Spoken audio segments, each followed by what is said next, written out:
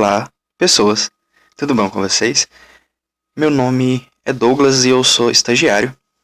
Eu vou me apresentar no final do vídeo, eu vou deixar um card caso vocês queiram me conhecer, caso não tem problema. Eu tô aqui só para ajudá-los. Eu quero começar aqui a explicar, né, porque conversando com a professora Joyce, ela me propôs fazer vídeos para ajudar vocês com as matérias das semanais, né, do PET. E o que acontece? Como esse patch está mais apertado, a gente vai falar sobre duas semanas de uma vez só. Vou tentar ser mais sucinto, falar de uma maneira que seja mais englobadora, sabe? Que eu consiga falar de mais coisas e que seja coerente e interessante para vocês de certa forma.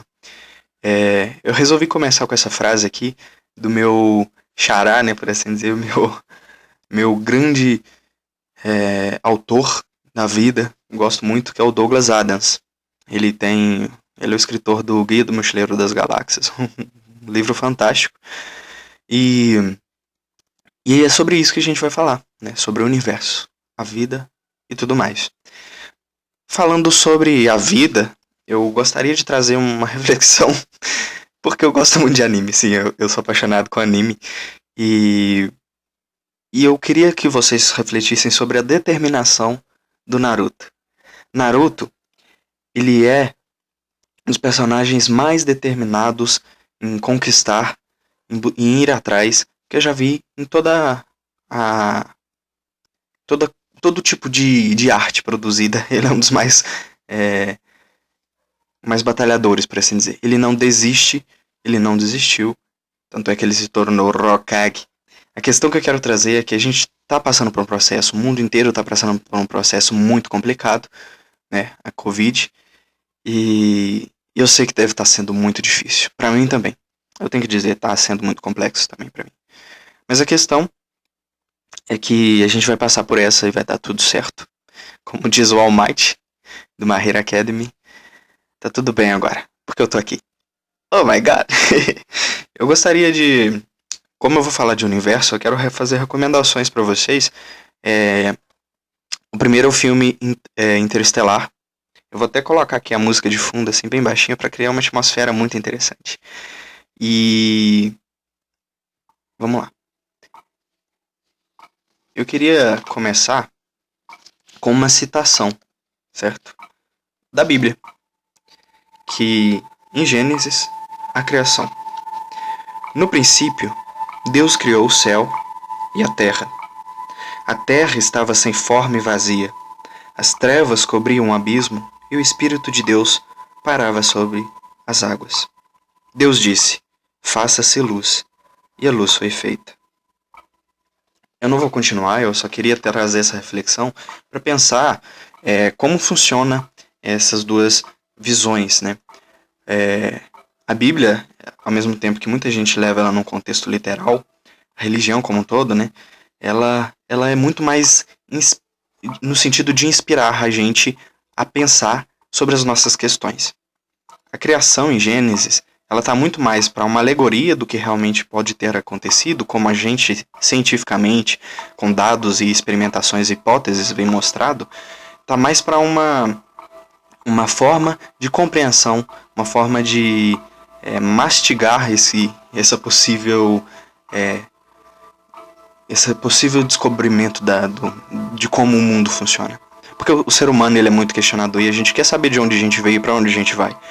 Uma dessas respostas é a criação bíblica em Gênesis, e a gente vai ter diversas outras espalhadas pelo mundo. Mas o que eu vou falar hoje é sobre a teoria do Big Bang. O Big Bang, né? O universo como um todo, né? Vamos regredir um passinho. O que é o universo, né? Como está dito no PET, é tudo que há, né? O universo é tudo que há.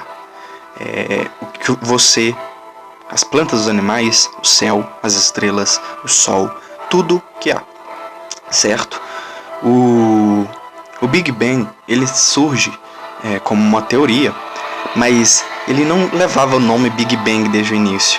O nome Big Bang ele vai ser adotado como uma crítica de uma pessoa religiosa, um padre, que levou isso como uma crítica, porque a ciência de certa forma, ela não está preocupada com as preconcepções que as pessoas têm.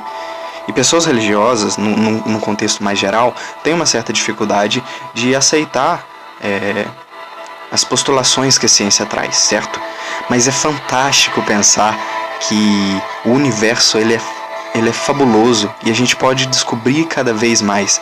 Carl Sagan já dizia, que é um grande divulgador, se existe Deus, o universo é uma face dele, né? Então o que acontece? O Big Bang seria uma Big Explosion, uma grande explosão. Mas o que acontece? Na realidade, não foi bem uma Big, e nem tanto foi uma Explosion, né? nem tanto também foi uma explosão. O que eu quero dizer é o seguinte: a gente teve um processo, né, de explosão de uma singularidade que lançou, né, energias de forma descomunal. É uma partícula que a gente não consegue nem imaginar de tão pequena. Cresceu ao tamanho de uma bola de golfe. Golfe, uma bola de golfe. Mas pode parecer pouca coisa, né? Porque, é pequenininha a bolinha de golfe.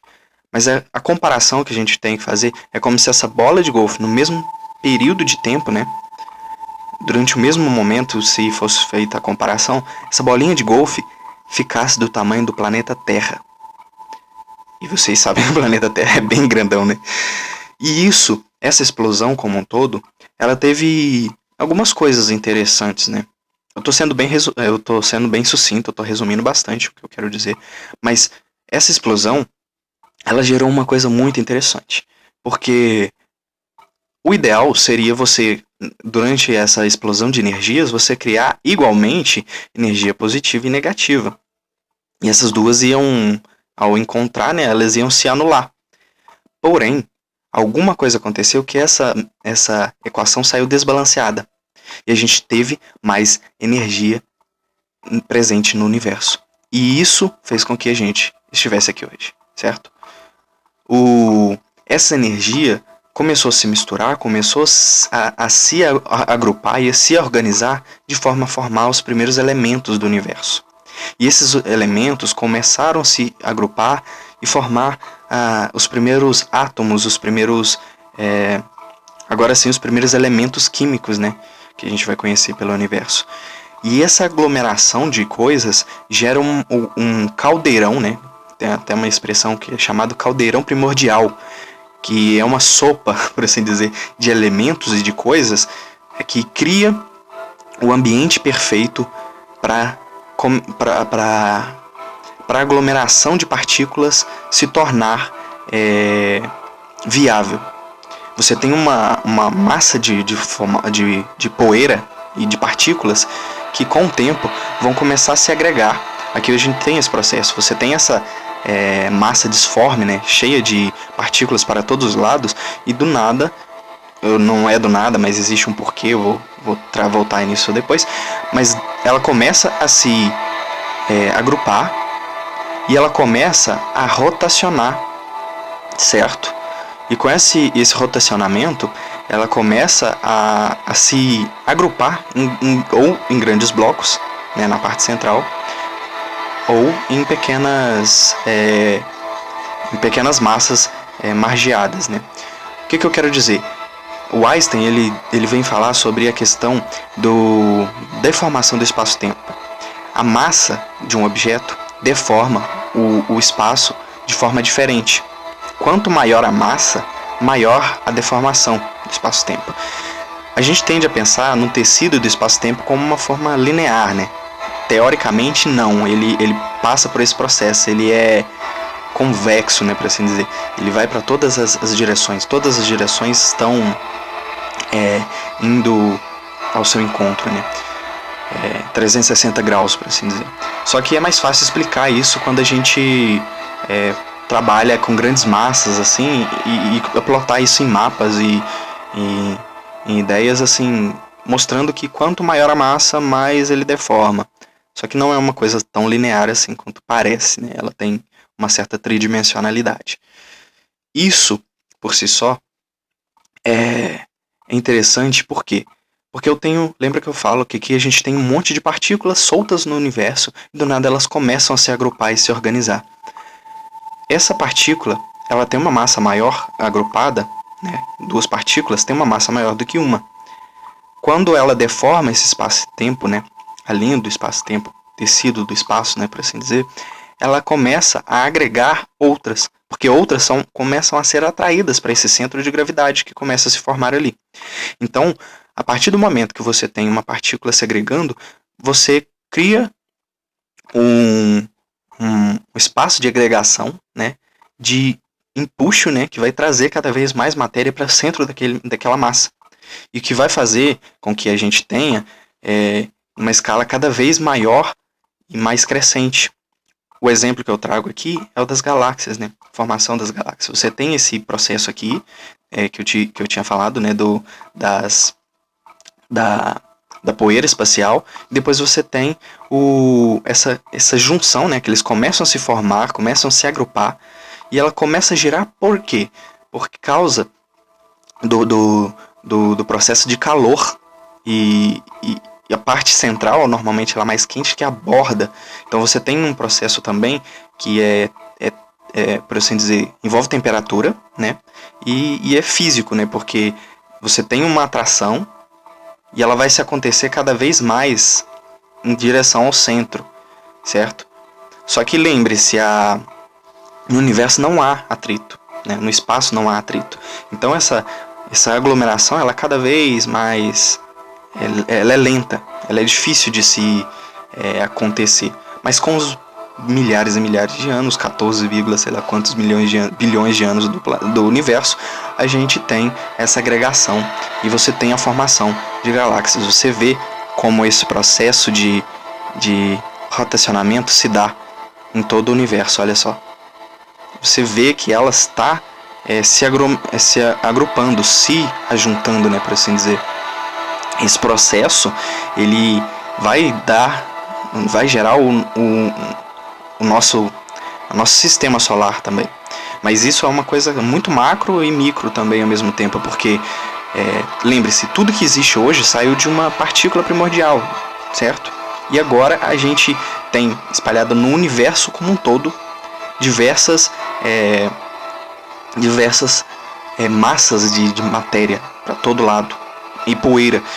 A gente tem nebulosas para todos os lados, a gente tem galáxias, a gente tem via-lácteas. A Via-Láctea a gente só tem uma, que é a nossa, né? Mas a gente tem diversas galáxias, sistemas solares que são vizinhos entre si numa infinidade de espaço, né? A gente não tem condição de conseguir observar todo o universo. Até tem o termo lá do universo observável, né? E eu acho isso fantástico, é muito interessante. Eu espero que tenha feito um pouco de sentido esse processo, né? Da massa trazer mais massa, né? Uma massa que traz mais massa, que se agrupa e cria esse eixo que, se tiver uma massa perdida aqui, a tendência dela é ir para o centro, certo? Quanto mais no centro, maior a pressão. Quanto mais no centro, maior a força de atração, certo? E isso é importante porque, se você parar para pensar na questão do sistema solar, eu vou pular aqui só para vocês terem uma ideia. A massa do Sol, ela é tamanha que ela consegue manter em sua órbita, né, rotacionando em sua órbita, diversas massas, né, de... Plutão não é planeta, mas diversas massas em sua órbita.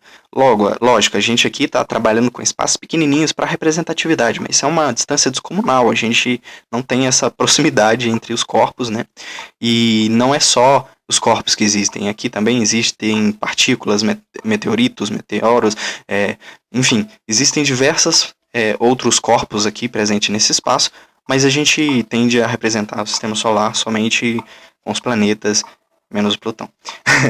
A Terra, é interessante a gente pensar o Sol, a importância do Sol, porque a Terra como um todo, ela vive num espaço, né, num recorte espacial que os cientistas chamam de cachinhos dourados, que é literalmente o espaço onde a gente não está tão perto do Sol a ponto de ter atmosfera torrada, nem tão longe a ponto de ter gelo, de ser uma atmosfera gelada. A gente está num espaço temperado, por assim dizer. De certa forma, é o que permite a vida na Terra, entende?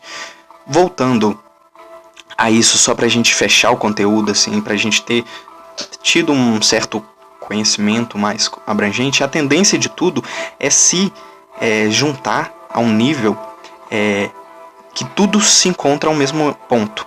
E esse ponto começa a ter tamanha massa, tamanha força, que ele se torna um buraco negro. E a tendência de um buraco negro é a expansão novamente, explosão, e o ciclo se repete, né? O ciclo volta cada vez mais, ele se repete infinitamente, certo? O que é interessante pensar nesse ponto de vista é que o universo ele é muito inteligente, né?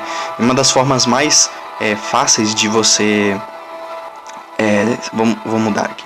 Se você tem um objeto no espaço, a forma mais fácil que você tem, se você tem pressão, né? Energia sendo desferida para todos os lados, a melhor forma de agrupar essa massa seria com uma massa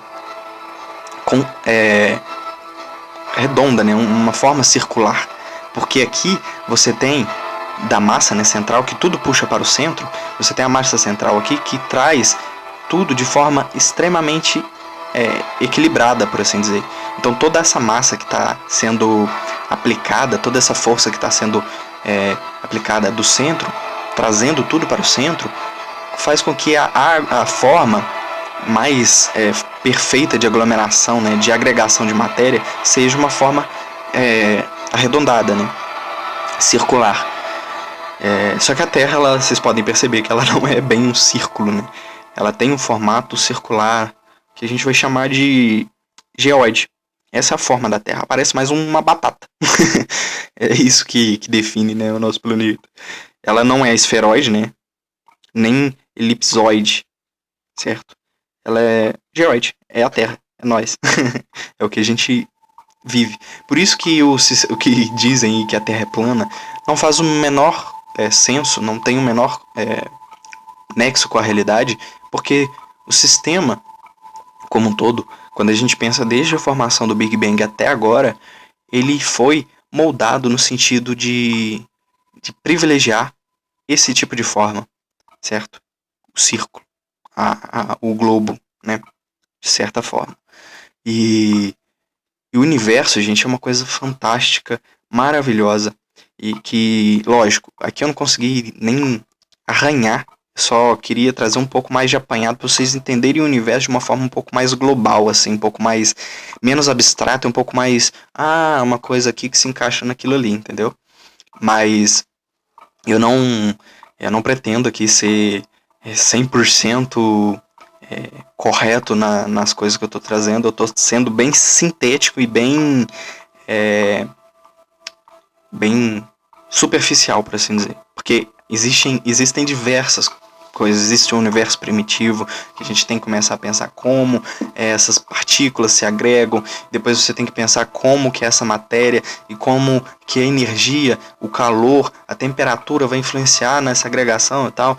E depois, assim, os modelos da teoria da relatividade, da distorção do espaço-tempo, como que isso vai se relacionar, buraco negro, enfim, é uma infinidade de coisas e é magnífico. É magnífico, é incrível. E eu recomendo muito que vocês busquem mais por vocês. Não se limitem ao que o Pet está pedindo. Busquem.